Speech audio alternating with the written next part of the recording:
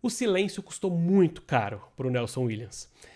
Eu estou falando do desdobramento do caso do advogado Nelson Williams na CPMI do INSS. Para quem não viu, inclusive eu fiz uma análise completa sobre a crise de reputação dele no último boletim, inclusive com o enquadramento que cada veículo de mídia deu. Eu vou deixar o link aqui em algum lugar para vocês assistirem aqui no vídeo.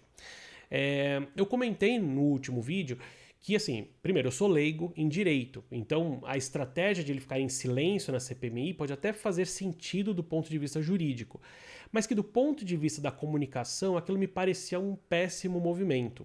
E, dito e feito, a situação escalou de forma dramática e a comissão aprovou um pedido de prisão preventiva e a quebra dos sigilos bancário e fiscal. Ou seja, materializou o risco criado pela própria estratégia de comunicação. Porque, como eu sempre falo, o silêncio comunica também.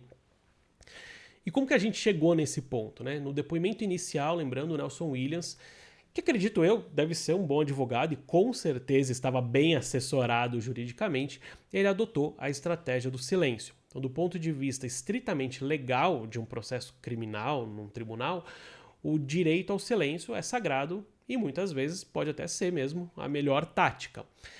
O problema fundamental é que uma CPMI não é um tribunal comum, é uma arena política, um palco midiático, ainda mais num caso como esse, com uma pessoa de tanta influência quanto ele.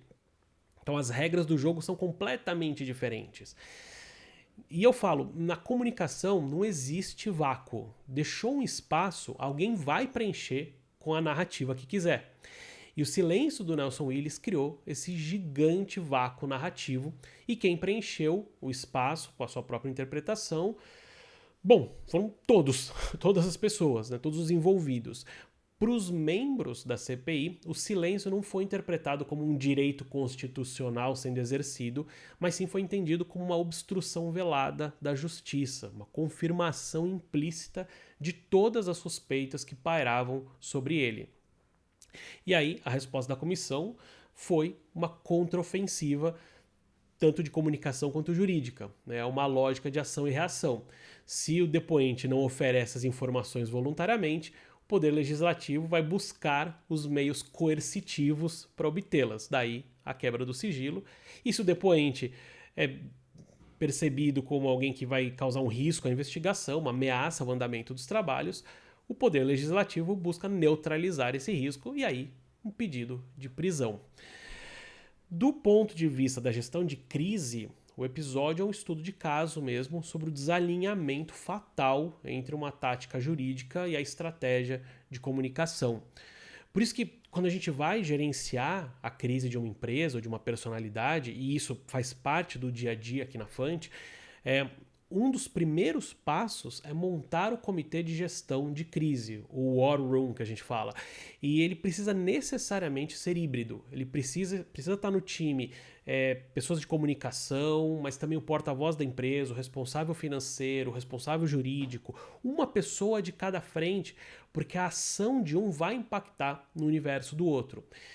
Às vezes o que pode ser uma boa estratégia de comunicação pode ferrar a condução do time jurídico ou do time financeiro e vice-versa.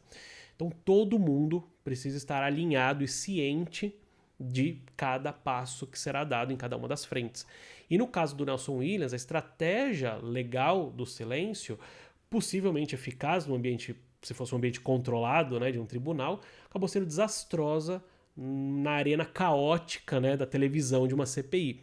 Ele não apenas falhou em conter o dano reputacional, como amplificou a um nível estratosférico a ponto de gerar uma ameaça concreta à liberdade, a um risco de prisão agora mesmo, né?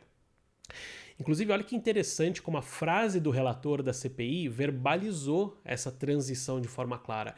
Ele falou: o Williams chega como testemunha e sai como provável investigado. Nossa, que complicado, né?